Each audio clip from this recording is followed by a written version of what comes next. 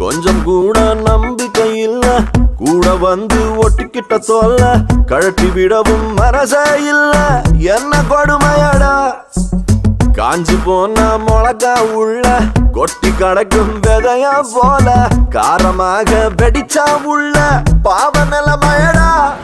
ஆகாயம் மேலேதான் அழகான மேகங்கள், அண்ணாந்து பார்க்க நேரமின்றி போவது எங்கேயோ. வெயிலோடு மழையும் ஒன்று சேர்ந்து வந்தது போல் இந்த கொஞ்ச நேரம் பயணம் சென்று முடிவது எங்கேயோ. டாடி மம்மி என்ன பேரு இவனுக்கு வச்சாங்க, என